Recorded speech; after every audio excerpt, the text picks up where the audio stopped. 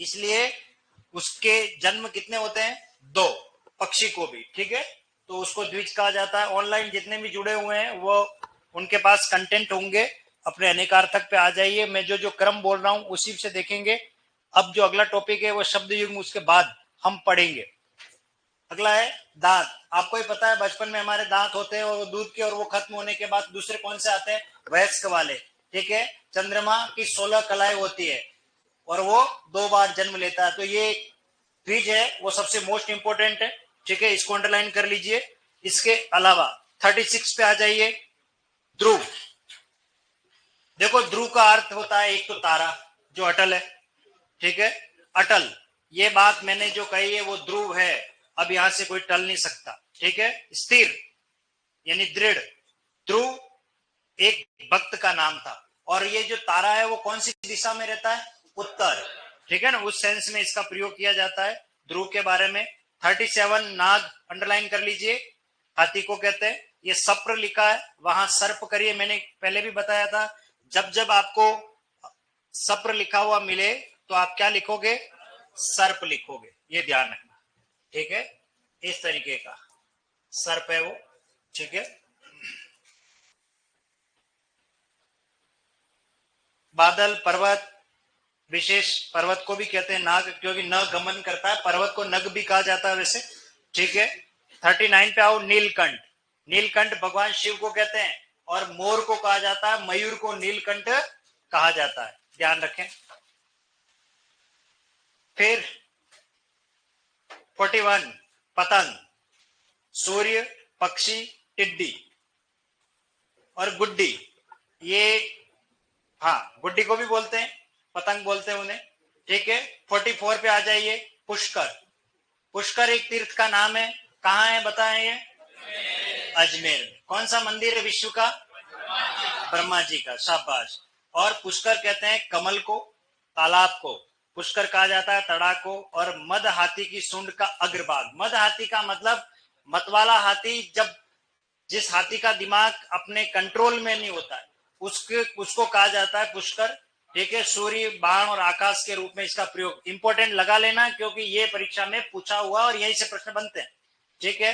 अगला आ जाइए 48 पे, मकर। एक तो राशि है, 12 राशियों में से एक मकर, दूसरा मगरमच्छ, और एक माघ का जो महीना होता है उसको भी कहते हैं और मछली को भी कहते हैं मकर, ठीक है। वो ज्यादा इतना इसमें लोड नहीं लेना है। अगला आ जाइए 50 और 51, इसको भी अंडरलाइन कर लीजिए। वर्ग है, जाति को कहते हैं इस वर्ग में, इस समूह में। और समान भुजा की आकृति, आपको पता है गणित की एक आकृति होती है, गणित की आकृति होती है भुजा इंटू भुजा, वर्ग का क्षेत्रफल, वो वाली बात हो रही है यहाँ पर। वर्ग उसे कहा जाता है, गणित की एक प्रक्रिया है, ठीक है। वर्ण, अक्षर, रंग, भेद, रूप, पोशाक और प्रशंसा। प्रशंसा को अंडरलाइन कर लीजिए, ये कई बार परीक्षा में पूछा गया है, हम कम जानते हैं। वर्ण को प्रशंसा भी कहते हैं, ठीक है। 53 श्रुति, सुनना, वेद, कान, ठीक है। और वाद विवाद में वाद को भी कहा जाता है, ये प्रयोग में लिया जाता है। 54 सबसे इंपॉर्टेंट लगाना, हमारे साहित्य शास्त्र और शब्दकोश में सारंग के 27 अर्थ हैं। कितने अर्थ हैं? 27। उसमें से ये कुछ उदाहरण है, हरिण, धनुष, स्त्री, बादल, मोर, कलश, दीपक, पानी और हाथी। एक प्रसिद्ध दोहा है कि सारंग ले सारंग चली सारंग पुग्यो आए, सारंग ले सारंग चली सारंग पुग्यो आए, सारंग ले सारंग दरियो सारंग सारंग माए। कितनी बार सारंग आया, लेकिन हर बार सारंग का अर्थ अलग है, ये ध्यान रखना। और वो इन्हीं में से एक स्त्री है, और वो पानी लेने के लिए जाती है, माथे पे घड़ा लेकर के जाती है, बादल मंडराने लग जाते हैं, फिर मोर बोलने लग जाता है, वो पूरा वृतांत है। तो ये कई बार परीक्षा में पूछा गया है। इसके अलावा 57 हलदर, बैल को कहते हैं क्योंकि वो हल को धारण करते हैं, ठीक है। बैल को कहते हैं। किसान को भी कहते हैं, किसान कंधे पे हल लेके चलता है, ठीक है। और बलराम, कृष्ण के भैया बलदाऊ, उनको भी हलदर कहा जाता है, ठीक है। तो 57 दे रखा है इसमें। बाकी 58 सामान्य है, 59 छोड़ दो, कोई दिक्कत नहीं है। तो ये कुछ हमारे महत्वपूर्ण अनेकार्थक शब्द थे। अब हम सीधे टॉपिक पर आते हैं, शब्द युग्म। देखिए शब्द युग्म, इनको किन किन नाम से जाना जाता है पहले वो समझ लेते हैं। अपनी पुस्तक में लिख ही लेना, वहां पर शब्द युग्म को किस किस नाम से जानते हैं। सबसे पहले इसको कहते हैं श्रुति सम भिन्नार्थक। श्रुति सम भिन्नार्थक। एक मिनट, हाँ हाँ यस, श्रुति सम भिन्नार्थक। ये परीक्षा में हो सकता है शब्द युग्म हेडिंग ना मिले और आपको ये हेडिंग मिले, तो इसका मीनिंग सेम है। श्रुति का मतलब सुनने से, सम का मतलब समान, भिन्न यानी अलग, और वे शब्द जो सुनने में, दिखने में, लिखने में हमें एक जैसे आभास होते हैं या आभास कराते हैं, लेकिन अर्थ जिनका भिन्न होता है उन्हें क्या कहते हैं? श्रुति सम भिन्नार्थ। एक तो ये, दूसरा इनका समोच्चारित, समोच्चारित या समुच्चारित भिन्नार्थक शब्द।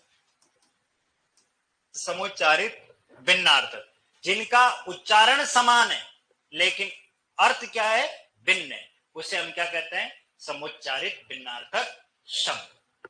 तो शब्द युग्म यानी युग्म का मीनिंग होता है जोड़ा।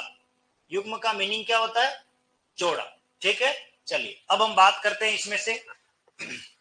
मेरे पास खाली पीपीटी भी है, मैं उसको भी पढ़ा करके बताता, लेकिन आपके पास कंटेंट है तो मैं इसी से डायरेक्ट पढ़ा रहा हूं। ये मैं हर बार ये खाली रखता हूं और मैं खुद लिखता हूं, और अब इतना मेरे पास भी अभी समय है नहीं कि मैं ये चीजें आपको एक एक क्लियर करके लिख लिख करके पढ़ाऊं। ठीक है ना, तो मैं यहीं से आपको खास खास जो बातें होगी वो यहीं पर क्लियर करूंगा, और यहाँ इनमें से जो अति महत्वपूर्ण है उन पर आपको टिक लगवाऊंगा। सबसे पहले क्या लिखा है? अमल। देखिए मल का अर्थ है गंदा, अ का मतलब नहीं, अर्थात मल रहित या स्वच्छ। ठीक है, अब पुस्तक में ना देख करके अब यहां देखें, मैं जब आपको कहूंगा पुस्तक में आपको टिक कर लेना, खुले ही रखने तो कोई दिक्कत नहीं है। ठीक है, अमल का मतलब होता है स्वच्छ। हाँ जूम कर देते, ओके ओके।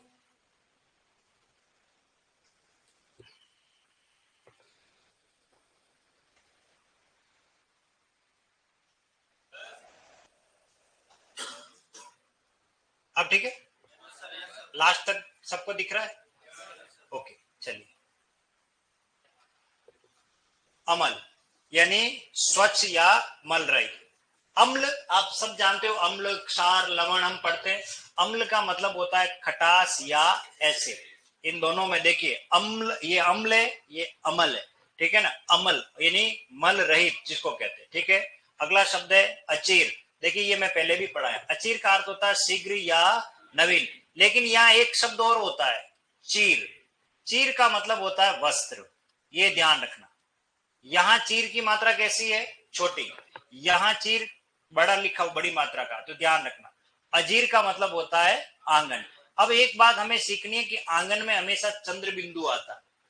आगे अभी एक उदाहरण ऐसा मिलेगा, अगर परीक्षा में हम गलती कर रहे हैं तो हमको बचने का चांस मिल जाएगा। देखिए ये है अंगना और ये है अंगना। देखो यहां पर हमें क्या मिल रहा है? चंद्र बिंदु। जब भी चंद्र बिंदु वाला दिख रहा है इसका मतलब वहां हमें आंगन को ही समझना है। तो यहाँ सब जगह नहीं, इस शब्द की बात कर रहा हूं, क्योंकि यहाँ चंद्र बिंदु और यहाँ चंद्र बिंदु नहीं है। तो अंगना का मतलब होता है आंगन और अंगना का मतलब होता है स्त्री। तो अब मुझे एक शब्द है जैसे नृत्यांगना, एक शब्द, क्या शब्द है? नृत्यांगना। नृत्यांगना, तो इसका संधि विच्छेद हम करेंगे तो क्या बनेगा? नृत्य घन अंगना। अंगना, तो अब अंगना में कौन सी अंगना है, ये या ये? अंगना। अंगना का अर्थ होता है स्त्री, ध्यान रखना, और अंगना का मतलब होता है आंगन। ठीक है ना, तो मुझे बताइए, अंगना में बाबा दुआरे पे माँ, कैसे आऊं गौरी में तोरे घर माँ, उधर बोलते हैं। तो अंगना किसके लिए आया? आंगन के लिए। ठीक है ना, वो कह रहा है, वो गाना है गोविंदा का, है ना, अंगना में बाबा दुआरे पे माँ, कैसे आऊं गोरी खिड़की से आ जा, है ना। ठीक है ना, तो अम्ब का मतलब होता है माता, इसे इंपॉर्टेंट लगा लीजिए। अम्ब का मीनिंग होता है माता, और ये आपको कहां पढ़ा है मैंने? जगदम्बा में। देखिए जगदम्बा, ठीक है, और क्या बनता है? जगत प्लस अम्बा। जगत यानी संसार, अम्बा माता को कहते हैं, जगत की माता। अम्ब का मतलब माता, अंबु का मतलब जल। ध्यान रखना, जल नीर वारी तोय अंबु, पर्यायवाची में पढ़ेंगे हम। अंबु का मतलब जल होता है। अब इस अंबु से हम एक नया शब्द सीख रहे, पर्यायवाची कोश को नहीं पढ़ रहे अभी हम। संधि की बात करें, नयनाम्बु। क्या लिखा है मैंने? अब इसका संधि विच्छेद करो, नयन प्लस अंबु। नयन यानी नेत्र, अंबु यानी जल। आंखों का जल क्या होता है? ये आंसू का पर्यायवाची। इस किसका पर्यायवाची है? आंसू का पर्यायवाची है नयनाम्बु। वो यहां से सीख रहे, अंबु का मतलब जल। अंगना यानी स्त्री, अंगना यानी आंगन। अचल, देखो चल का मतलब चलना, जो चल नहीं सकता वो पर्वत है या स्थिर है, अचल है। और अचला स्त्रीलिंग है, आकारांत है, तो क्या होता है? पृथ्वी। अचल यानी पर्वत, अचला यानी पृथ्वी। ये हमने पढ़ा पहले, कल बात की थी मैंने, अक्ष और अक्ष की बात की थी।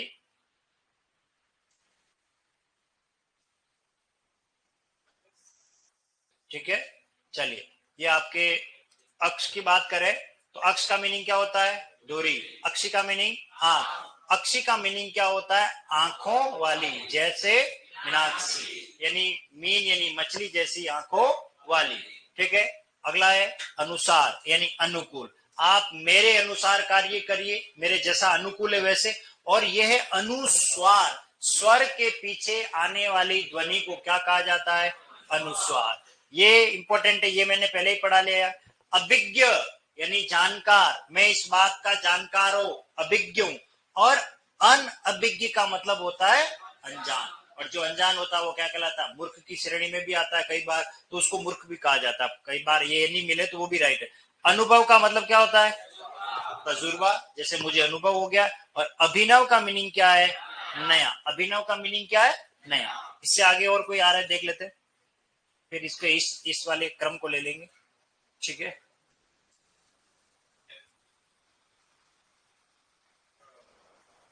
हाँ, ओके, चलिए अगला देखिए, ये कंपटीशन में आया है अंश और अंश। अंश का मतलब कंधा। अब इसको याद करने का तरीका बता रहा हूं, परीक्षा में अगर गलती कर ले, एक बात ही याद रखनी है, इसमें ये जो स आ रहा है इसका आंसर कैसे हम याद करना है? हमें याद करना है, कई बार ये ऊपर नीचे भी हो जाएगा, हम भूल भी जाएंगे। तो ध्यान रखना, एक शब्द है अधिकांश, इस शब्द को हमारे दिमाग में रखना है। अधिकांश का मतलब हिस्से से। अधिकांश लोग ऐसा समझते हैं, इसका मतलब हम हिस्से की बात करें। हालांकि अधिकांश लोग शब्द अशुद्ध है, ये प्रयोग करना नहीं चाहिए। अधिकांश तो जो नापा जाए, तोला जाए, उसके लिए प्रयोग में आता है। ठीक है, जैसे अधिकांश अनाज बारिश से सड़ गया, अधिकांश शब्द का प्रयोग कभी इंसानों के लिए नहीं करना चाहिए, अधिकतर प्रयोग करना चाहिए। अधिकतर लोग ऐसा समझते हैं, लोगों की गिनती गिनी जाती है, ठीक है ना, काउंटेबल है, 10 लोग 50 लोग, जो तोला जाता है उसके लिए वजन के रूप में अधिकांश का प्रयोग करते हैं। तो अंश का मतलब होता है भाग या हिस्सा, और अंश का मतलब होता है कंधा यानी शोल्डर। ये ध्यान रखना, इसमें इस स को पकड़ लोगे दिमाग में तो ये चीज क्लियर हो जाएगी। अंश का मीनिंग भाग भी होता है, हिस्सा। अगला है अर्चन और अर्जन। अर्चन का मीनिंग पूजा, जैसे देवी देवताओं का हम क्या करते हैं? अर्चन करते हैं, पूजा करते हैं। अर्जन का मतलब संग्रह, जैसे ये देखिए धनार्जन शब्द है, धनार्जन, धन प्लस अर्जन, क्या अर्थ हुआ इसका? धन का संग्रह करना। धन का संग्रह करना क्या कहलाता है? धन। अगला है आसक्त, अनुरक्त या आकर्षित, यानी किसी में लगा हुआ, किसी की तरफ आकर्षित हो जाता है, लगाव जिसमें हो जाता है, उसके लिए आता है अनुरक्त। और अशक्त, शक्त का मतलब शक्ति से, जिसमें शक्ति नहीं है वो क्या कहलाता है? शक्तिहीन, ताकत जिसमें नहीं है। ये मोस्ट इंपॉर्टेंट है, ये मैंने पहले भी पढ़ाया। एक होता है अहम और एक होता है अहम, दोनों में अंतर सिर्फ हलंत का। ठीक है, ये होता है अहम, संस्कृत का है। अहम पुस्तकम पठामी, मैं पुस्तक पढ़ता हूं, यानी मैं के रूप में इसका प्रयोग करते हैं। और अहम का प्रयोग अहंकार में भी होता है, क्योंकि शास्त्रों में कहा गया कि मैं जब भी आता है वो अहंकार में हम प्रयोग करते हैं। रावण कहता था कि एको अहम द्वितीयो नास्ति न भूतो न भविष्य, यानी एक मैं ही हूं और मेरे अलावा दुनिया में कोई हुआ न कभी कोई होगा, ये उसका अभिमान था, तो अहंकार हो जाता है। तो अहम का मतलब अहंकार से। और यह है अहम, ये विदेशी भाषा का शब्द है, उर्दू जुबान है, इसका अर्थ होता है महत्वपूर्ण। जैसे आज हम अहम मुद्दों पर बात करेंगे, महत्वपूर्ण फैसले लिए मोदी सरकार ने, है ना। अहम, अहम यानी महत्वपूर्ण। देखिए कितने तो आ रहे हैं, 2, ये ध्यान रखना, महत्वपूर्ण में 2 तो आते हैं, तो ये शब्द शुद्धि का भी विषय। अगला है अपेक्षा और उपेक्षा, ये भी परीक्षा में पूछा है। अपेक्षा का मतलब होता है आवश्यकता या इच्छा। मैं ये अपेक्षा रखता हूं, मैं ये इच्छा रखता हूं, मैं कि कम से कम सिलेक्शन होने के बाद आप मुझे नमस्ते करोगे, अपेक्षा, इच्छा रखना। और उपेक्षा यानी निरादर या अवहेलना। नौकरी मिल गई, कार लेके जा रहे हो, मैं सड़क पे ही खड़ा रह गया, आपने मेरी उपेक्षा कर दी, उपेक्षित भाव से मुझे देखा, यानी कि नजरअंदाज किया, इग्नोर किया, उस समय में इसका प्रयोग करते हैं उपेक्षा यानी निरादर। अगला, ये खूब आ चुका है, इसको समझने का बढ़िया तरीका देखो, अनल, जिसके घर में नल नहीं होगा उसके घर में आग लगेगी लगेगी। थोड़ा दिमाग में इस तरीके से जोड़ो इसको, नल नहीं है तो क्या लगेगी, हाँ, जैसे हमारे उदयपुर में अभी सज्जनगढ़ की पालियां जल रही है क्योंकि वहां नल है ही नहीं, ठीक है। नल, अनल यानी आग। और अनील और अनिल, नील, ये देखो नील, जहां नील है कुछ भी नहीं है, वहां हवा तो होगी, है ना, कुछ नहीं है तो हवा तो होगी, तो अनिल का मतलब क्या होता है, हवा। क्लियर है, समझ में आ गया। अनल यानी, अनिल यानी हवा, ठीक है, उसको हवा के रूप में अपन काम में लेते हैं। अगला देखें,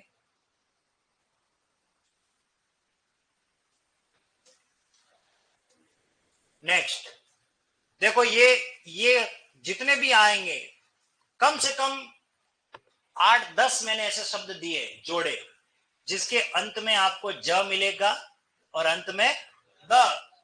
नीरज और नीरज में भी मिलेगा, अंबुद और अंबुज में भी मिलेगा, ठीक है। ऐसे खूब 2-3 उदाहरण और आएंगे, हम आगे पढ़ेंगे। एक ही लाइन में याद रखना है, ज का अर्थ होता है जन्म लेने वाला, द का अर्थ होता है देने वाला। अब देखिए, अंबु का मीनिंग अभी पढ़ा हमने, जल, ठीक है। जो जल में जन्म लेता है वो कौन होता है, कमल होता है। और जो जल को देता है, जल हमें कौन देता है, बादल। तो ध्यान रखना, जब भी पानी के पर्यायवाची में, ये आगे मैं पर्यायवाची में और ये बात कहूंगा, पानी के पर्यायवाची में जब जब ज लगेगा तब तब पर्यायवाची किसके बनेंगे, कमल के। पानी के ही पर्यायवाची में जब जब द लगेगा तो बादल के, यानी कि बादल में द ऑलरेडी आ रहा है, तो ये दिमाग में लगा लेंगे, जहां द वहां बादल, ये ध्यान रखना। तो अंबुज और अंबुद ये दोनों अच्छे इंपॉर्टेंट है। अगला देखिए, अवलंब और अविलंब। अवलंब का मीनिंग होता है सहारा।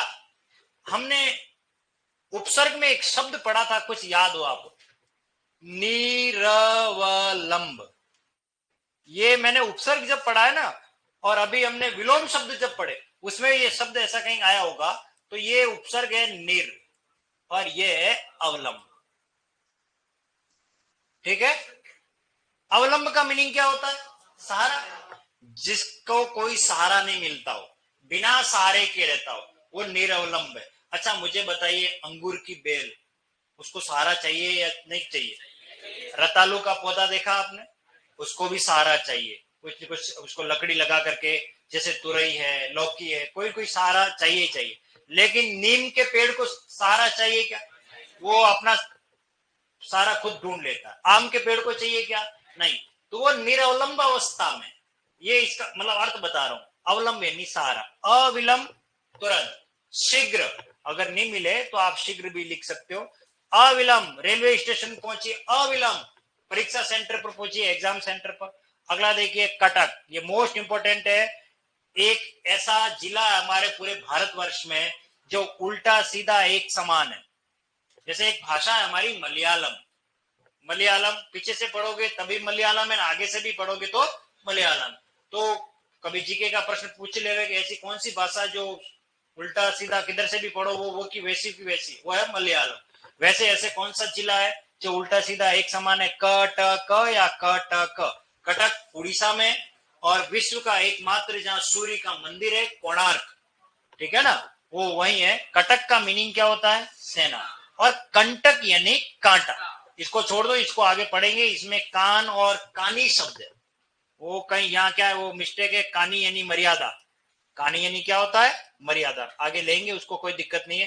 कान का मतलब कर्ण छोड़ दो, ये तो कोई दिक्कत नहीं है। यहाँ ये हमने इसको क्लियर कर लिया। चलिए अब आगे इस साइड वाले जितने भी शब्द है इनको भी थोड़ा देख लेते हैं, ऊपर से नीचे कौन से बचे। याद करने के सारे तरीके को क्लियर कर लेंगे, कौन सा इंपॉर्टेंट। अगला एक है अवधि और अवधि, ये भी इंपॉर्टेंट शब्द है, ये भी आया है माध्यमिक शिक्षा बोर्ड में, हम इस पर बात करते हैं। अवधि और अवधि, देखो अवधि समय सीमा है, परीक्षा की अवधि 2 घंटे या 3 घंटे, समय सीमा के लिए ये शब्द काम में ले जाता है, समय की जो सीमा होती है उसके लिए। अवधि हिंदी की एक बोली भाषा मत लिखना, हिंदी की 18 बोलियां मिल करके हिंदी भाषा बनाती है, मगही, भोजपुरी, मैथिली, है ना। तो ये बहुत सारी बोलियां, उसमें से एक हमारी अवधि एक बोली है, और इस बोली में ही पूरा रामचरितमानस लिखा गया। रामचरित जो मानस है वो अवधि में गोस्वामी तुलसीदास जी ने लिखा है, वो रामचरित जो है वो अवधि में लिखा गया है। ब्रज में भी लिखा हुआ, ब्रज भी है, तो ये हिंदी की एक बोली है, ध्यान रखना। और यहाँ मात्रा कैसी है, बड़ी, बोली में भी मात्रा बड़ी होती है, भाषा बड़ी है, यानी कि मात्रा अगर बड़ी है तो वो बोली से संबंधित होगी या भाषा से संबंधित हो सकता। अगर परीक्षा में ये देखिए, ये मैंने बनाया है, तो मेरे नोट्स में आपको हिंदी की एक बोली ही मिलेगी, लेकिन और किसी किताब में पढ़ोगे आप, वहां अवधि का अर्थ हिंदी की एक भाषा लिखा हुआ मिलेगा। एक भाषा, भाषा और बोली में अंतर है, याद रखना। भाषा विस्तृत और व्यापक होती है, जिसका अपना साहित्य होता है, विचार विनिमय करने के लिए हम उसका प्रयोग करते हैं, और बहुत लार्ज स्केल पर उसका लोग काम प्रयोग में लेते हैं। तो हिंदी हमारे देश की लगभग 150 करोड़ की आबादी है, 150 करोड़ अनुमान से कह रहा हूं मैं, तो कंफर्म कितने हैं, 140, 150 जो भी है, उसमें से कम 120 करोड़ हिंदुस्तानी लोग यानी भारतवासी हिंदी भाषा का प्रयोग करते। तो सबसे ज्यादा विचार विनिमय करने के लिए कौन सी भाषा, हिंदी। तो फिर भी ये होने के बावजूद भी राष्ट्रभाषा नहीं है हिंदी, हमारे देश की कोई राष्ट्रभाषा नहीं है। राजभाषा, राजस्थान की राजभाषा हिंदी है, उत्तर प्रदेश की राजभाषा हिंदी है, लेकिन गुजरात की राजभाषा गुजराती है, पंजाब की राजभाषा पंजाबी है। तो हम गर्व से कह देते हैं कि सबसे ज्यादा लोग बोलते तो हिंदी हमारी राष्ट्रभाषा है। आप जर्मनी में जाओगे, जर्मन वहां की राष्ट्रभाषा। हर देश की अपनी राष्ट्रभाषा है, हमारे देश में हमारी राष्ट्रभाषा नहीं है, जबकि हम इतनी बोलने वाले होते हुए उसका विरोध करते हैं दक्षिण भारत के लोग। कन्नड़, मलयालम, तेलुगु, बहुत सारी भाषाएं दक्षिण में चलती है, तो वो अपनी भाषा हिंदी को स्वीकार नहीं करते, और हिंदी बोलने वाले को वो मतलब अपना दुश्मन मानते, वो हिंदी को पसंद ही नहीं करते। आप देखना, बिल्कुल ही उनकी मतलब शैली अलग है, उनका तरीका ही अलग है।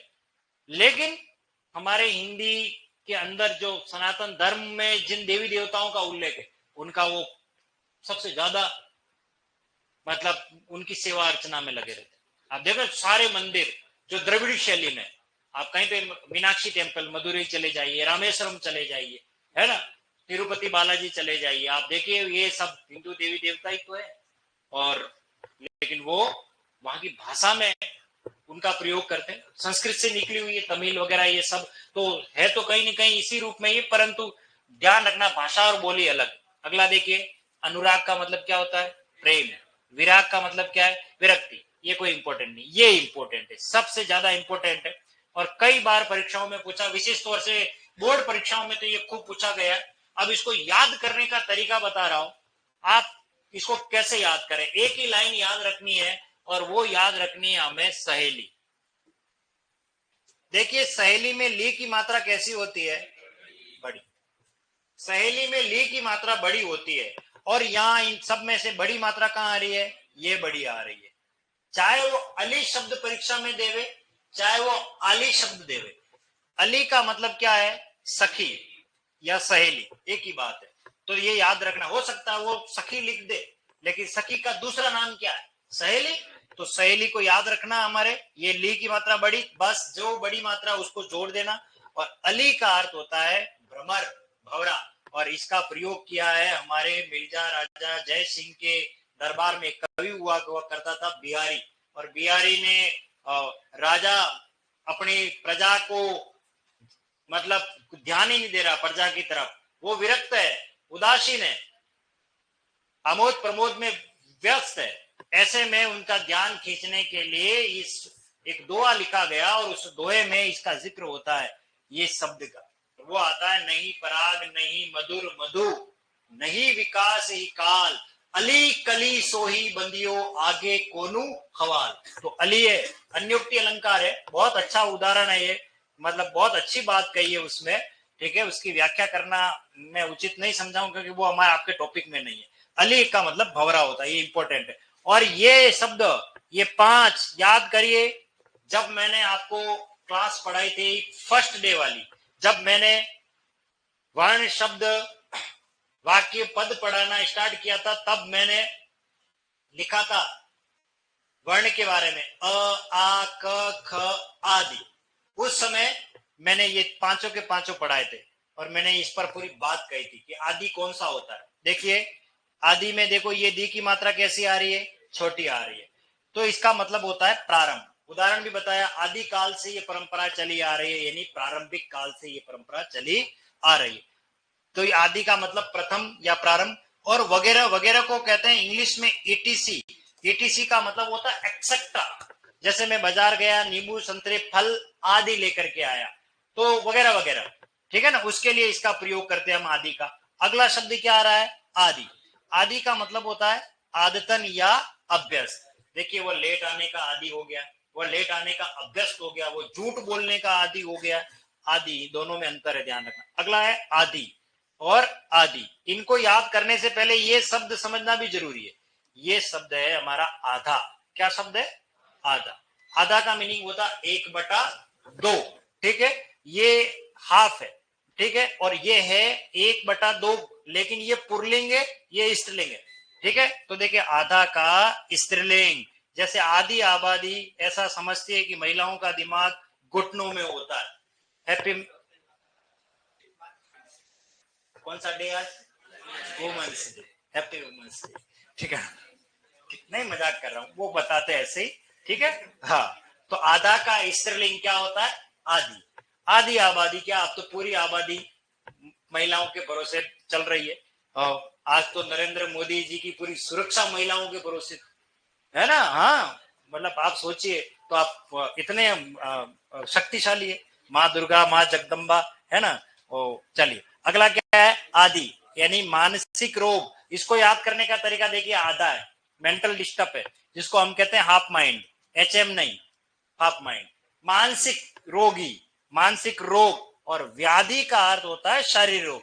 याद रखना, इनमें से क्या परीक्षा में आएगा, एक तो आएगा आदि और एक आएगा व्याधि। और यह कम्बक कहां आएगा, शब्द शुद्धि और वाक्य शुद्धि में भी पूछेंगे। कैसे, देखिए, चिंता एक व्याधि है, क्या ये सेंटेंस सही है, नहीं, चिंता एक आदि है। चिंता एक मानसिक रोग है क्या शारीरिक रोग है, मानसिक रोग है। अब समझ में आ गया आपको, तो ये दोनों में अंतर है। अगला देखो क्या लिखा है, आयत। आयत का मतलब होता है जिसकी आमने सामने की भुजाएं बराबर हो और प्रत्येक कोण समकोण हो, यानी गणित की एक आकृति क्या कहलाती है, आयत, जिसे एक चतुर्भुज कहा जाता है। ओके, उसे चतुर्भुज कहते हैं, गणित की आकृति है। ये रहा आपका एक चतुर्भुज। और आयात विदेश से लाना, हमने इंपोर्ट एक्सपोर्ट करते हैं उस समय आयत का प्रयोग करते हैं। अगला है आकार, यानी रूप, आकृति, उस कमरे का आकार चतुर्भुजाकार है। और आकर, ये वेरी मोस्ट इंपॉर्टेंट है शब्द। आकर पढ़ाया, आकर यानी खजाना, और इसका उदाहरण दिया देखो, रत्नाकर। ये रत्नाकार नहीं है, ये थोड़ा सही कर लीजिए, और ये है रत्नाकर, ये रत्नाकर है, रत्नाकार नहीं लिखना। रत्नाकर का संधि विच्छेद रत्न प्लस आकर। रत्न का मीनिंग मणि, मोती, माणक, और आकर यानी खजाना। रत्नों का खजाना कहां है, समुद्र में, इसलिए रत्नाकर किसका पर्यायवाची है, समुद्र का। ओके, ये मैंने पढ़ाया आपको अभी भाव समास में, आम मरण मृत्यु तक। देखो आ का अर्थ क्या बताया मैंने, तक, ये रहा आपका तक, मृत्यु तक। और आभरण यानी आभूषण, इसे इंपोर्टेंट करना, एग्जाम में आया हुआ। आभरण। ठीक है, अगला कौन आ रहा? उद्यत। उद्यत का मीनिंग क्या है? तैयार, ये इंपॉर्टेंट है। और उद्यत यानी अखड़, डीठ, डेटो। छोरा खड़ा हो जा, नहीं होगा। छोरा होमवर्क करके लेके आ, नहीं ले आएगा। तो होता है ना कोई बदतमीज टाइप के, उसको कहते हैं अखड़ या डेट, उसे उद्यत कहा जाता है। उद्यत, हम तैयार है परीक्षा देने के लिए, उसे उद्यत कहा जाएगा। अगला क्या आ रहा है? उदार यानी सज्जन यानी दयालु। कितना उदार व्यक्तित्व है उसका, है ना, उसने मुझे 1,000 रुपए उधार दिए, वो ये उधार है। उधार का मीनिंग होता है ऋण। समय पर उसने मुझे पैसा दिया, मेरा काम हो गया, मेरा उद्धार हो गया, यानी तारना यानी कल्याण करना। उद्धार का मीनिंग क्या होता है? कल्याण। उद्धार का मीनिंग कल्याण। तो ये तीनों बड़े शब्द हैं कि मोहन एक उदार व्यक्ति है, उसने मुझे 1,000 रुपए उधार दिए और मेरा उद्धार हो गया। तो ध्यान रखना, ठीक है, ये तीनों शब्द हैं। अगला देखिए, उपयुक्त यानी ठीक, बिल्कुल एकदम सही है, उपयुक्त का मीनिंग। और उपयुक्त यानी ऊपर कहा हुआ। ये गलती कर लेते हैं, उपरोक्त कोई शब्द नहीं होता, उपयुक्त होता है। ठीक है, उपयुक्त, ये इंपॉर्टेंट है एग्जाम के लिए दृष्टिकोण से। उपल यानी पत्थर, ठीक है। और ये मैंने आपको पढ़ाया हिमोपल वाले में, संधि में, अर्थात बर्फ के छोटे छोटे टुकड़े, जिसको ओले वगैरह कहते हैं, वो हिमोपल शब्द बनता है। और उत्पल यानी कमल, जैसे नीलोत्पल, नील धन उत्पल, नीला है जो कमल। उत्पल और उपल। उदाहरण यानी दृष्टांत, नजीर यानी मिसाल को कहा जाता है, उदाहरण देना। उद्धरण यानी उतारना, जो ऊपर कहा है उसे नीचे उतारना, ये ऐसा का ऐसा उतार लीजिए। अगला देखो, उत्पात यानी उपद्रव करना, जैसे ये बंदर उत्पात मचा रहे, ठीक है। और उत्पाद का मतलब है उत्पन्न वस्तु, जैसे सकल घरेलू उत्पाद, जीडीपी हमारी होती है, उसके लिए जो भी उत्पन्न वस्तु होती है उसको हम उत्पाद कहते हैं। और ये मैंने आपको पढ़ाया था। ऋत, ऋत का मतलब क्या होता है? सत्य। और ऋतु यानी वर्षा आदि ऋतु है, ये पढ़ा है मैंने। अगला देखो, कुल, कुल का मतलब होता है वंश। हमारा जन्म इस कुल में हुआ, यानी योग के संदर्भ में। कुल का अर्थ क्या होता है? किनारा, ठीक है।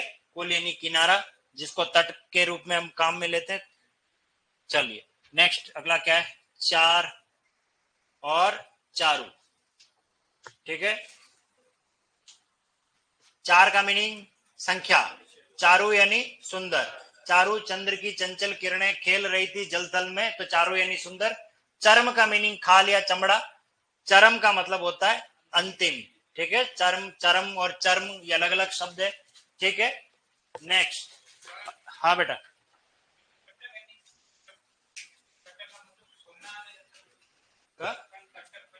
हाँ होता है ना, वो कनक है, वो कनक है। कनक कनक ते 100 गुनी मादकता अधिकाय, तो खाए बोराए तो पाए बोराए। ये बिहारी ने दुआ कहा है। कनक का अर्थ होता है सोना, और कनक का अर्थ होता है धतूरा। अरे वो तो गेहूं की किस्म है, वो कनक है, वो कनक है। जैसे अपन ये कोटा फार्मी गेहूं है, कल्याण सोना है, ठीक है ना। तो ये तो उनकी किस्म है, वो तो नाम दे रखे हैं, ये तो आप कुछ भी नाम दे दोगे। लेकिन कनक यानी गेहूं होता है, गेहूं यानी कारतक में है, आप ढूंढना उसमें बिल्कुल सही है, गेहूं की किस्म भी है। कनक का मतलब सेना लिखा, वो कटक है, ये कनक है, ये शब्द क्या है? कनक है।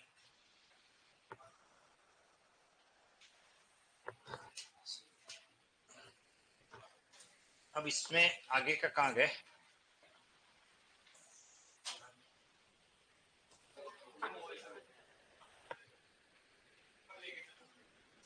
और पूरे पेज हैं कि नहीं इसमें? सारे हैं, चलो ठीक है, ओके। चलिए अभी आया था, अभी हमने पढ़ा ला, ठीक है। कहानी यानी मर्यादा। कादम्बरी शराब, देखिए कादम्बरी शराब है, और ध्यान रखना ये कादम्बरी एक पुस्तक है, बाण भट्ट ने लिखी है। किसने लिखी है? तो हो सकता है पेपर में शराब न लिखा हुआ मिले और बाण भट्ट की एक पुस्तक, ऐसा अगर नाम मिले तो वो भी राइट है, क्योंकि कादम्बरी बाण भट्ट द्वारा लिखी गई एक पुस्तक का नाम भी। कादम्बिनी काली घटा, कृमि कीड़ा, और कर्मी यानी कर्मचारी, ठीक है। जैसे सफाई कर्मी होते हैं तो सफाई के वो कर्मचारी होते हैं, ठीक है। और कटी का मतलब कमर। अगर मैं ये कहूं कि कटी पर कृमि है तो कमर पर कीड़ा है, इसका मीनिंग न्यू हो गया। ठीक है, कंत का मतलब पति। देखो कांत, ये ध्यान रखना, कांत का मतलब सुंदर होता है, लेकिन पति के रूप में भी हम स्वीकार करते हैं। जैसे लक्ष्मीकांतम कमल नयनम, लक्ष्मीकांत यानी लक्ष्मी का पति। और लक्ष्मी का पति कौन है? विष्णु। कौन है? हाँ, तो ये यहाँ कांत का मीनिंग अब पति से ग्रहण करना हमें, इसका अर्थ पति यानी लक्ष्मी सुंदर है ऐसा नहीं है इसका मीनिंग। इसका मीनिंग है लक्ष्मी का पति है। लक्ष्मीकांतम कमल नयनम योग विज्ञानगम्यम। ठीक है ना। कीट यानी कीड़ा। याद करिए, ये जब मैं पढ़ा रहा था आपको कंज और कुंज के बारे में भी। ठीक है, कंज का मतलब लता मंडप पेड़ पौधों का समूह, उसे कंज कहते हैं। ये कुंज का मीनिंग, ठीक है, पेड़ों का समूह। जैसे कुंज बिहारी भगवान कृष्ण को कहते हैं, वो पेड़ पौधों में विहार करते थे, इसलिए उसको कुंज बिहारी कहा गया। और कंज का मीनिंग क्या होता है? कमल। ये ध्यान रखना, कंज का मीनिंग कमल। इस साइड वाले भी देख ही लेते हैं, अब दोबारा नहीं आए। चीर यानी क्या होता है? सदैव। चीर यानी वस। देखो पथ का मीनिंग कितना है? रास्ते से। और कितने रास्ते हैं? चार। चार रास्ते हो उसे क्या कहेंगे? और ये पद, पद यानी पैर, जो चार पैरों वाला होता है उसे चतुष्पद कहा जाता है। ये ध्यान रखना। छत यानी मकान को छाने वाली, और क्षत यानी घायल, क्षत विकसित शरीर युद्ध के मैदान में। ठीक है ना, रण बंकुरों के पड़े हुए थे। अगला इंपॉर्टेंट है, ये वेरी मोस्ट इंपॉर्टेंट है, जगत और जगत। ये पूछा जा सकता है। देखिए इसमें खाली इतनी बात रखनी है, हलन जहां आए वो संसार है, जगत कहते हैं संसार को। और ये नहीं समझ में आता है तो याद रख लेना, ये संधि का ये शब्द जगत धन ईश, और क्या बनता है? जगदीश। तो संसार का स्वामी कौन है? जगदीश। तो जगत यानी संसार, और जगत यानी कुएं का चबूतरा, कुएं की मुंडेर, जहां खड़े रह करके पनियारी पानी भरती है, उस जगह को क्या कहा जाता है? जगत कहा जाता है। ध्यान रखना। देखो फिर आ गया ज और द। जल में जन्म लेने वाला कौन? कमल। देने वाला कौन? बादल। ये वेरी मोस्ट इंपोर्टेंट लिखना, जुआ और जुआ। ठीक है, जुआ का मतलब होता है बैलों के कंधे की लकड़ी। जुड़ा, जुड़ा जानते होंगे आप, दो बैलों के बीच में जो लकड़ी जोड़ी जाती है ना, उसे अलग अलग भाषा मतलब क्षेत्र में बोलते हैं अलग अलग, जैसा बोल रहे हो जैसी बोली वहां चलती है, उसे जुआ कहा जाता है। कोई जुड़ा भी कहता है, और क्या कहता है? जुड़ाई बोलते हो? चलो ठीक है, बैलों के कंधे की लकड़ी। वो बोलिए भरतपुर वाले, आज आपके उधर क्या कहते हैं? जुआई कहते हैं? चलो हाँ, अगला देखो। जुआ का मतलब होता है द्युत खेल, सिर्फ मात्रा का ही फेर है। यह है जुआ। सट्टा आईपीएल में लगता है वैसे, है ना, वो उसको धन उस जमाने में अलग था, इस जमाने में अलग है। ओके ओके, अगला देखिए। ये कंगाल यानी क्या होता है? निर्धन। और कंकाल यानी अस्थि पंजर, स्केल्टन। अगर आदमी कंगाल है तो कंकाल ही नजर आएगा। आदमी कंगाल है तो कंकाल ही नजर आएगा, इसको यूं समझ लो। तो वो गरीब है तो खाने का कुछ है ही नहीं, तो वो हड्डियों का ढांचा ही नजर आएगा। अगला है कांति यानी चमक।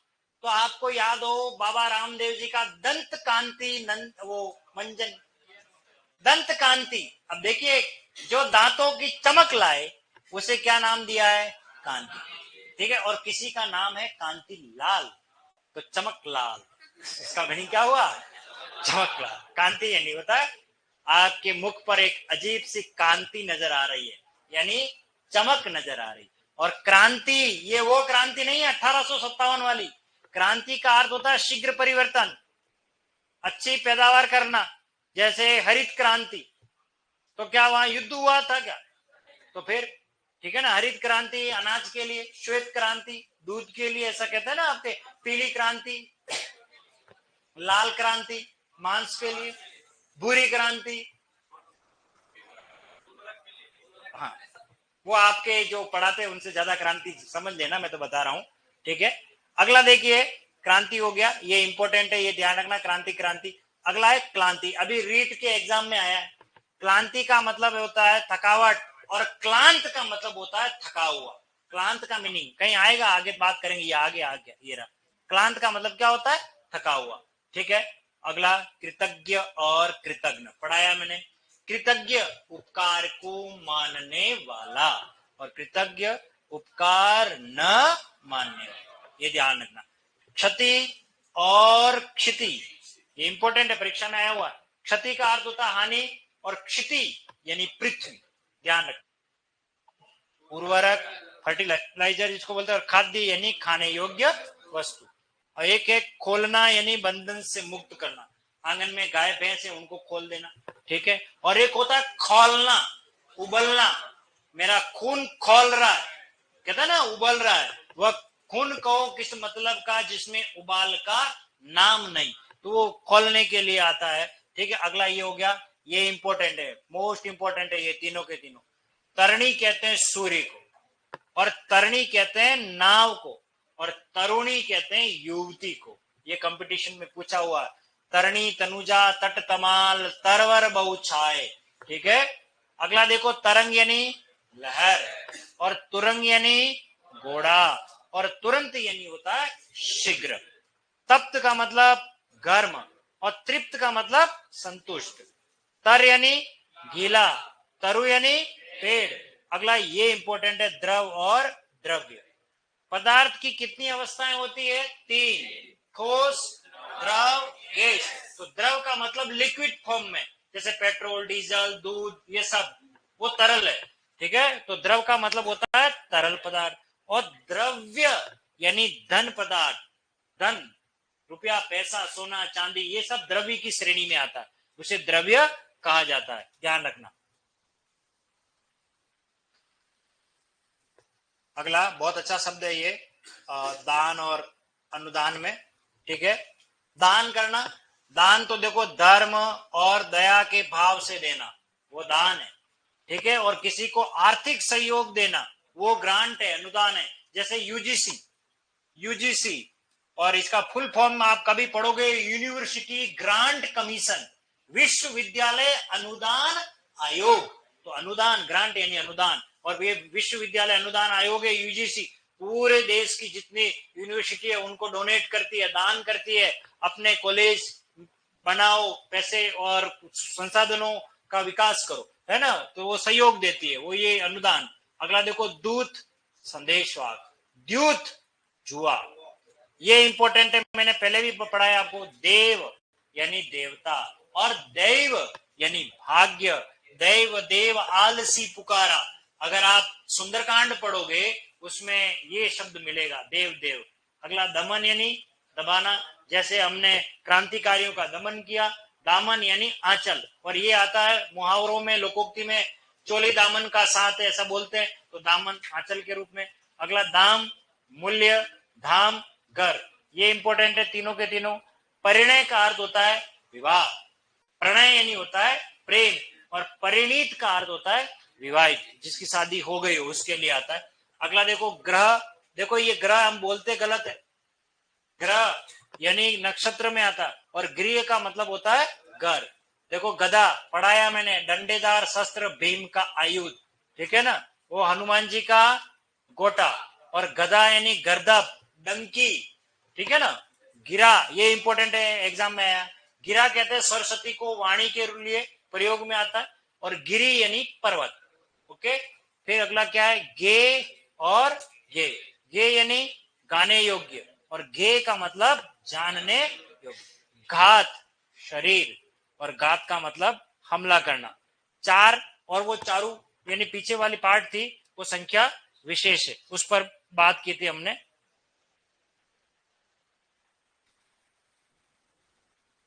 ओके, चलिए, हाँ, दावा यानी वाद, धावा यानी हमला, धनु यानी धनुष, धेनु यानी नशा, मधोशी। आगे और होगा इसका, उसको देखते हैं बाद में। ये हो गया। प्रणीत यानी रचित, महाकवि तुलसीदास प्रणीत, ठीक है ना, उसको उस रूप में अपन ग्रहण करते हैं। और प्रणीता रचनाकार या रचयिता। प्रसाद और प्रासाद, प्रसाद यानी कृपा, प्रासाद यानी महल। ध्यान रखना, एग्जाम में आया हो आरपीएससी में, प्रसाद कहते हैं कृपा को। जैसे कहते हैं कि राष्ट्रपति और राज्यपाल, ये कुछ आप शब्द सुने होंगे। तो राज्यपाल कब तक रहता है? राष्ट्रपति के प्रसाद पर्यंत तक, यानी राष्ट्रपति की कृपा जब तक है तो राज्यपाल है। जैसे उन्होंने हटाने के लिए कहा, आदेश दिया, तो राज्यपाल हट जाता है। प्रासाद का मतलब क्या होता है? महल। जैसे राजप्रासाद, राजाओं के महल, उस रूप में हम इसको ग्रहण करते हैं। ठीक है, चलिए अब तक जितने हमने पढ़े हैं ना, उनको एक बार रिवाइज कर लेते हैं। मैं बोलूंगा, आप आंसर बताना, बस इतना ही पढ़ेंगे। एक बुक दे दो मुझे, ये दे दो, बढ़िया हाईलाइट किया हुआ, शाबाश। आप इनके आंसर बताओ, ठीक है? देखकर बताना ताकि आपको याद हो जाएंगे।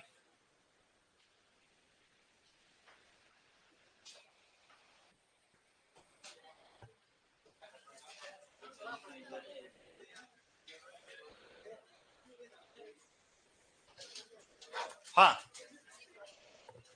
एक टेस्ट पूरा कंप्लीट हो गया अपना। चलिए बताइए, अमल, अम्ल, अजीर, अजीर, अंब, अंबु, अंगना, अंगना, अचल, अचला, अक्ष, अक्षी, अक्षी, अनुसार, अनुस्वार, अभिज्ञ, अनभिज्ञ, अनुभव, अभिनव, अंश, अंश, अर्चन, अर्जन, आसक्त, अशक्त, अहम, अहम, अपेक्षा, उपेक्षा, अनल, अनिल, अंबुज, अंबुद, अवलंब, अविलंब, कटक, कंटक, कान, कर्ण को कहते हैं। फिर राइट हैंड साइड में आओ वापस, अवधि,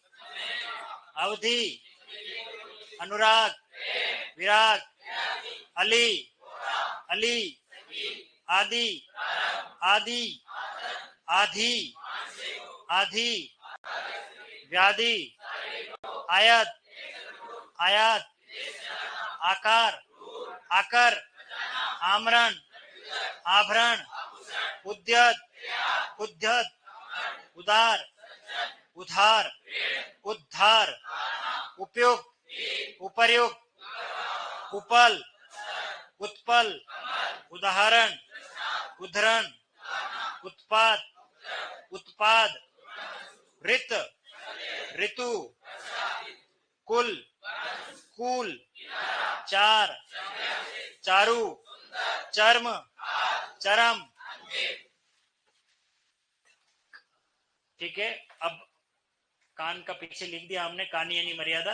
अगला कादम्बरी, कादम्बिनी, कृमि, कर्मी, कटी, कांत, कांत, कीट, कुंज, कंज, कंज यानी कमल, कुंज, कंगाल, कंकाल, कांति, क्रांति, क्लांति, क्लांत, कृतज्ञ, कृतघ्न, क्षति, क्षिति, खाद, खाद्य, खोलना, खोलना, ग्रह, गृह, गधा, गधा, गिरा, गिरी, घेय, घेय, घात, घात, चार, तावा, धावा, धनु, धेनु, चीर, चीर, चतुष्पद, चतुष्पद, क्षत, क्षत, जगत, जगत, जलज, जलद, जुआ, जुआ, तरणी, तरणी, तरुणी, तरंग, तुरंग, तुरंत, तप्त, तृप्त, तर, तरु, द्रव, द्रव्य, दान, धर्म या दया के भाव से देना, अनुदान, दूत, द्यूत, देव, दैव, दमन, दामन, दाम, धाम, परिणय, प्रणय, परिणीत, प्रणीत, प्रणेता, प्रसाद और प्रासाद। ओके, बाकी हम अपनी अगली क्लास में, बाकी इनको भी आप याद करके आना। ये जो पढ़ा है ना, इनको बिना देख करके आप बताना, ठीक है? बहुत बढ़िया।